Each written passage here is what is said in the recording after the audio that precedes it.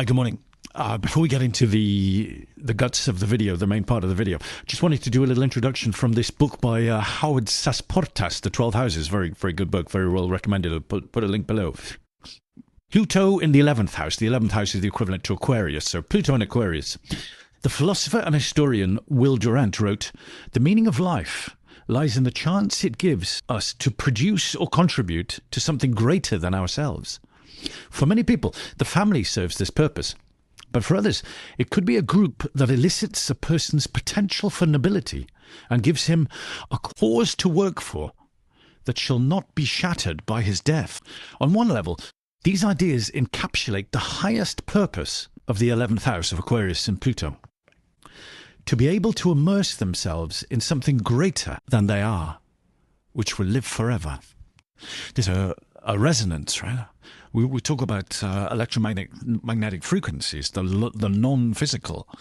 Well, when we look at this Pluto transit in Aquarius, we look at great events, such as the independence of the USA, that resonated far past the lives of those people who existed at the time, their legacy. And when we look at this time where justice goes to the highest bidder, obviously, therefore, it isn't justice, then, we're at these times where people need to operate with a focus on something that is, what was the quote? Greater than themselves. Anyway, into the main video. Randa, Croesauri, Porthderry. Good afternoon. Welcome to Porthderry. Beautiful sunset here. Let's give you a little tour of the area. This is on the North Pembrokeshire coast, and this is one of the gems of the region. And again, with the analogy of the sunset of the age of Pisces and the arrival of the age of Aquarius, the question begs itself, what can we expect?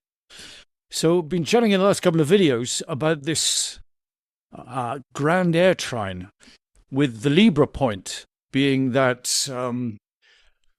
the crux area where it all clicks in. And as I was saying, Libra connects with balance and justice, or the scales of justice, the scales of Libra. And I want to do an intro today, just briefly, about the USA Constitution, because what is important to bear in mind is that the USA were the rebels. So you go back 250 years to when Pluto was last in Aquarius, interestingly enough, the Age of Revolution, the end of the 1700s. And you had the French Revolution and the USA Revolution. And what they were doing was escaping the European tyrannies. They were looking for a land of the free, a home of the brave, right? The new world, the free world. And they endeavored to put together this constitution which maintained freedoms of we the people. The powers that be, the powers that were very keen to maintain their positions of privilege and power. And one of the things that they needed to do was to get hold of justice and law.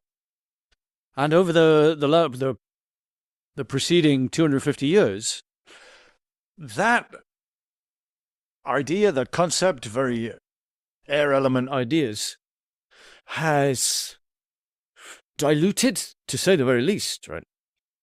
Has, been overlooked, sidestepped, elbowed out of the way, and pushed into the long grass. Because the USA Constitution is, in many ways, defunct these days. People talk about it, people claim to it, but they've created a whole second system, a duplicate system, a duplicitous system that dupes the people, whereby they have this language, Gemini, data, language, communication, Mercury, interaction, often with mercurial trade, right? And so money has become the all-important aspect to justice and law. And here we are at the age of Aquarius, as Pluto arrives again in Aquarius. like a demolition ball crashing into the old defunct structures, looking at these infrastructural aspects, factors that no longer serve us. Well, when I say us, the majority of us, the 1% do very well, of course. The Constitution was gradually, over many decades, superseded by a different set of laws. When I say laws, I shouldn't say laws, I should say legalities, because there's a big difference.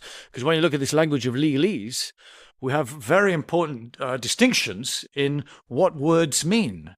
So to be a US citizen sounds great, right? It sounds like the Constitution would operate very well for a US citizen. But in fact, what it does is it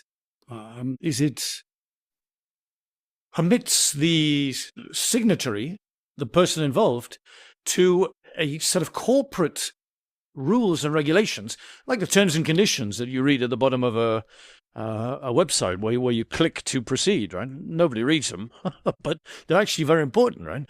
Because you're committing to something that you're being held to.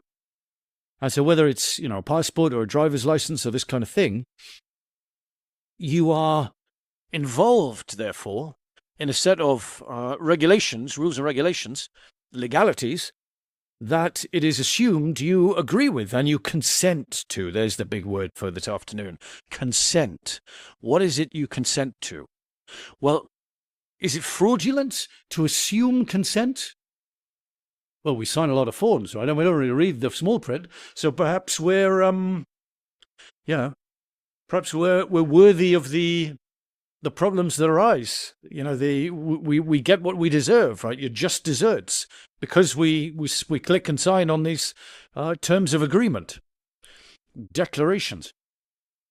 And so, whereas we think or the Americans, for example, but it works the same with European countries, with these republics. Do we have a British Constitution? People talk about it, but I've never read it, never seen it on paper, never seen it documented. But the USA, the people believe that they're born into this set of rules and regulations, set of freedoms, unalienable freedoms that can't be superseded. Well, ladies and gentlemen, it's a shock to the system, perhaps, as these revelations come up at this time of air exposure. That, in fact, the Constitution is a number of pegs, a number of stratas lower down the pecking order in terms of importance and priority than one would perhaps hope. So the question then is, with the understanding that things need to change in order for civil liberties and freedoms to be reinstated, the action of the fire science arrives. The motivations and the impetus and the focus to actually do something, as opposed to dissolve in desolation and timid fears, etc., of the watery emotion science. I think we'll leave it there.